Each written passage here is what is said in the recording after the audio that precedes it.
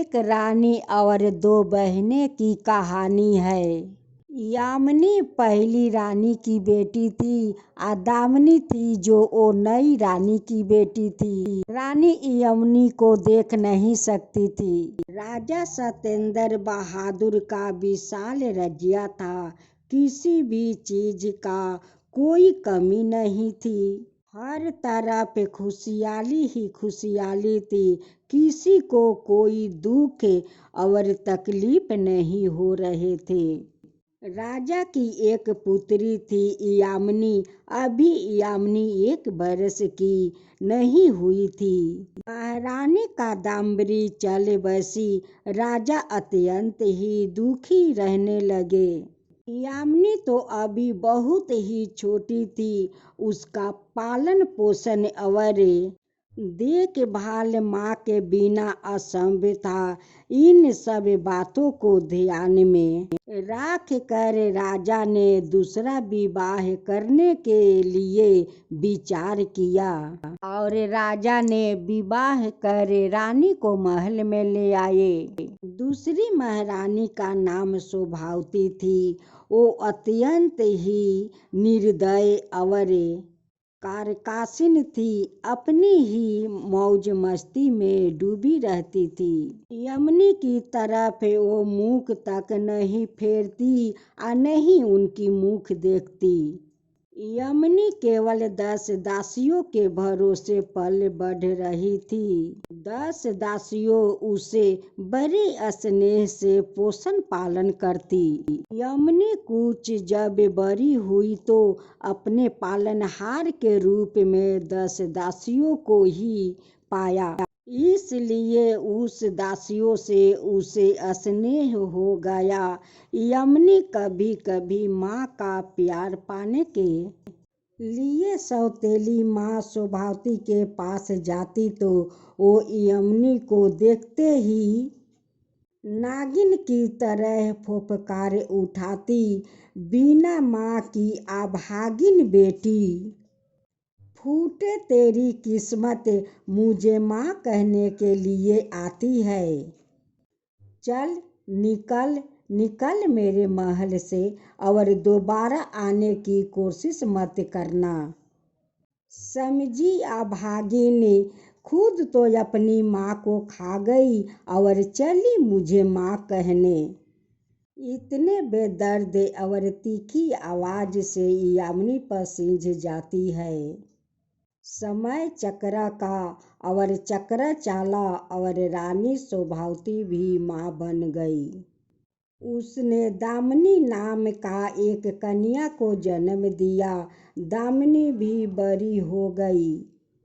शोभावती ने अपनी बेटी दामिनी को भी सिखा दिया कि यामिनी गंदी है, अभागिन है, अपनी माँ को खा गई, ये बहुत गंदी है, ये बहुत अभागिन है, उसके पास मत जाना। अपनी माँ के कहे अनुसार दामिनी यामिनी के पास नहीं जाती है। इस प्रकार शोभावती और दामिनी दोनों माँ बेटी यामिनी से हिंसा करने लगी। अब तो यामिनी और दामिनी दोनों विवाह योग्य हो गई।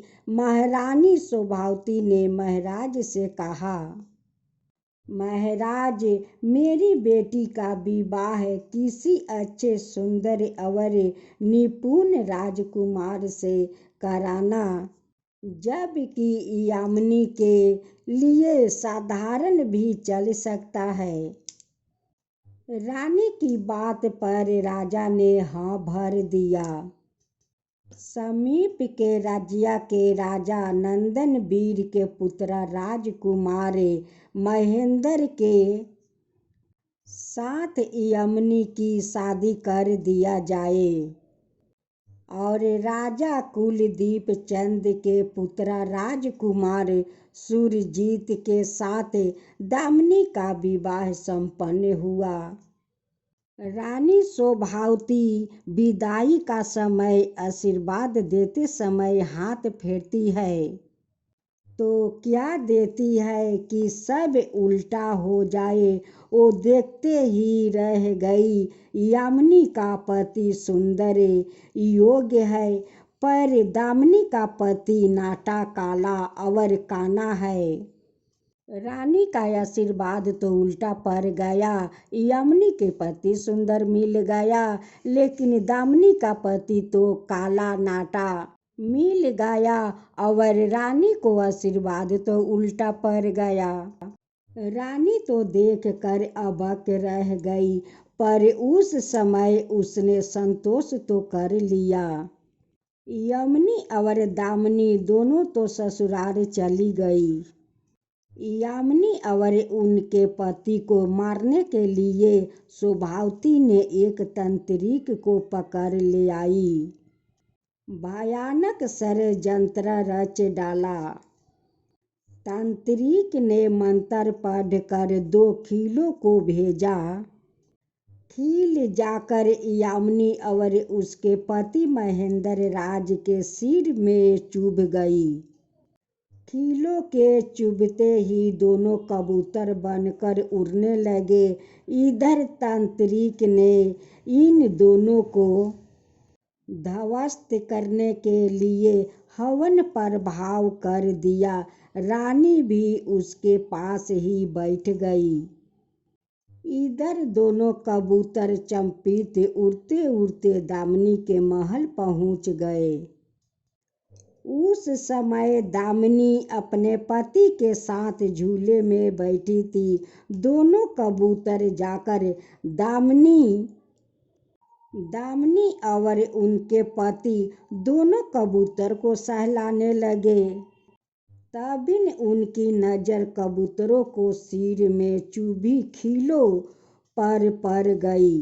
कबूतर के सिर से खीलों को निकाल कर दोनों ने चंपित अपने असली रूप में प्रकट हो गए और अपने महल लौट गई।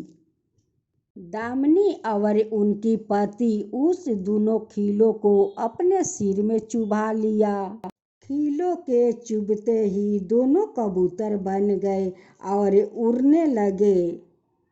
दोनों कबूतर उड़ते उड़ते उसी स्थान पर जाकर बैठ गए जहाँ पर तांत्रिक और रानी शोभावती हवन कर रहे थे। दोनों कबूतरों को देखकर तांत्रिक और रानी खुश हो गए। रानी और तांत्रिक यही दोनों समझा कि ये तो यामिनी के पति चंपत है। उन्हें क्या पता कि यह दोनों तो रानी का बेटी और उनकी दामाद है। तांत्रिक के कहने पर रानी शोभावती ने उन दोनों कबूतरों को पकड़ कर हवन कुंड में डाल दिया। प्रचंड अग्नि से दोनों झुलस गए। तभी उन दोनों के सिर से चुभी दोनों खीलों निकल कर अलग हो गया। खीलों को निकलते ही दामिनी और उनकी पति अपने असली रूप में आ गए। तब बचाओ बचाओ चिल्लाने लगे। रानी ने यह सब देखी तो बस देखते ही रह गई। तांत्रिक ने बचाने का भरसक प्रयास किया, पर असफल रहा। दामिनी और उसके पति सुरजीत जल कर राख हो गए। रानी शोभावती रो रो कर हालत खराब कर ली और पछताने लगी। उधर अपने राज्य में यामिनी और उसके पति महेंद्र अपना राज्य में खुशी से रहने लगे। सच ही कहा गया है कि विधाता सबको मारने वाला है, तो विधाता ही सबका रक्षक भी है। और एक दूसरा राजा की कहानी सुने। बहुत समय पहले एक राजा रहा करते। वो अपने अन्याय प्रियता से प्रजा में बहुत प्रसिद्ध रहा करते। वो प्रजा की हर समस्या को समझाकर उसके निराकरण करने की कोशिश करता। राजा हर रोज कोई ना कोई जिज्ञासा करने का क्रियात्मक रूप देखकर हल करता। एक बार वो अपने दरबार में बैठा ही था कि अचानक उसके दिमाग में एक प्रश्न कचोटा कि मनुष्य को मरने के बाद क्या होता होगा। इस अज्ञात प्रश्न के उत्तर को पाने के लिए उस राजा ने अपने दरबार में सभी अन्यायी मंत्रियों आदि से मशवरा किया। सभी लोग राजा का इस जिज्ञासा भरी समस्या को हल करने के लिए चिंतित होने लगे। काफी देर सोचने विचारने के बाद राजा ने यह निर्णय लिया कि मेरे सारे राज्य में ढिढोरा पिटवा दिया जाए कि जो आदमी कब्र में मरे समान लेट कर रात भर कब्र में मरने के बाद होने वाली सभी क्रियाओं का हवाला देगा उसे 500 सोने की मोहर भेंट दिया जाएंगे। राजा के आदेशानुसार सारे राज्य उतक ढिढोरा पिटवा दिया गया। अब समस्या आई कि जीवित व्याकित अच्छा भाला कौन मरने को तैयार होगा। लेकिन विधि का विधान अजीब होता है। इस संसार में हर संभव कार्य को संभव करने के लिए तैयार हो ही जाते हैं। सारे राज्य में एक ऐसा व्याकित इस काम को करने के लिए तैयार हो गया जो इतना कंजूस था कि वो सुख से खाता पीता सोता नहीं, बिल्कुल हमेशा पैसा जोड़ने में ही जुटा रहता था। उसकी कंजूसी का एक प्रमुख उदाहरण यह था कि उसके पास धन होने पर भी वो 3 दिन में एक बार भोजन करता था, बाकी 2 दिन पानी पीकर रह लेता। उसको राजा के पास पेश किया गया। राजा के आदेशानुसार उसके लिए बढ़िया फूलों से सुसज्जित अर्थी बनवाई गई। उसको उस पर लेटाकर बेकायदा सफेद कफन से ढाक दिया गया और उसे कब्रिस्तान ले जाया गया। घर से जाने पर रास्ते में एक फकीर ने उसका पीछा किया और उसको कहा कि अब तो तुम मरने जा रहे हो, घर में तुम्हें अकेला हो, इतना धन तुम्हारे घर में ही कैद पड़ा रहेगा, कुछ मुझे दे दो। उसके बार बार माना करने पर भी फकीर ने कंजूस का पीछा नहीं छोड़ा और बार बार कुछ मांगने की रट लगाया रहा।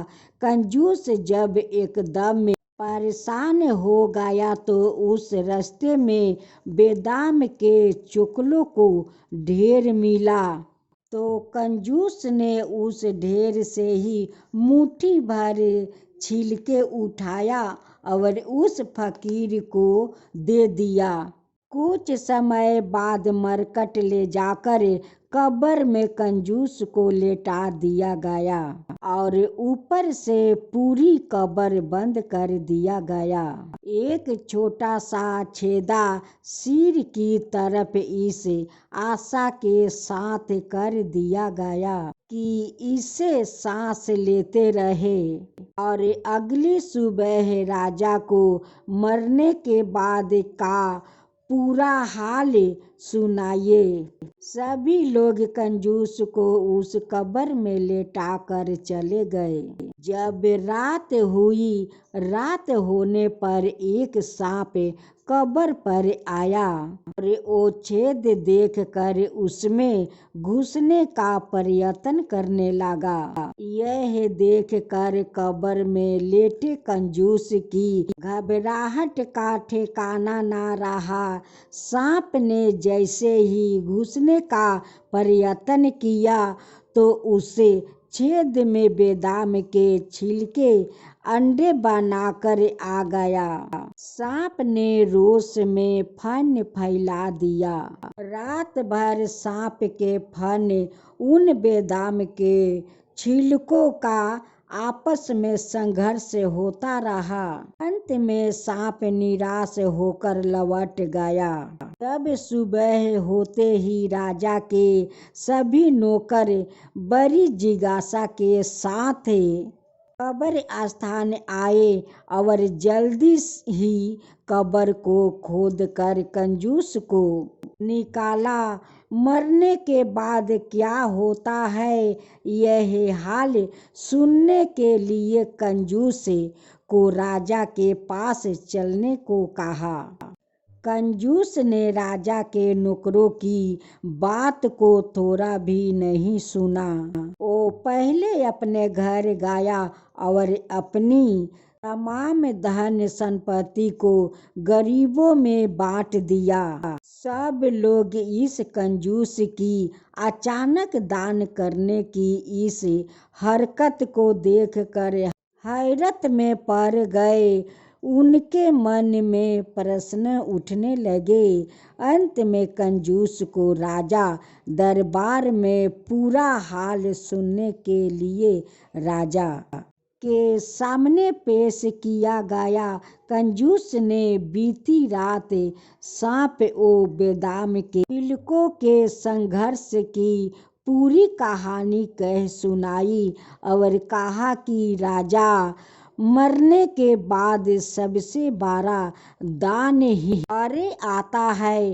दान सबसे धर्म से श्रेष्ठ है। दान ही पुण्य है, दान ही धर्म है, दान ही सब कुछ है। दान से ही धर्म मिलता है, दान से ही वैकुंठ मिलता है।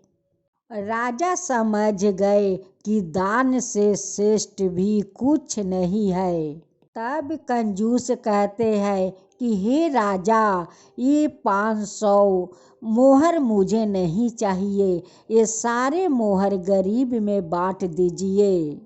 राजा सारे सोने का मोहर गरीबों में बांट दिया।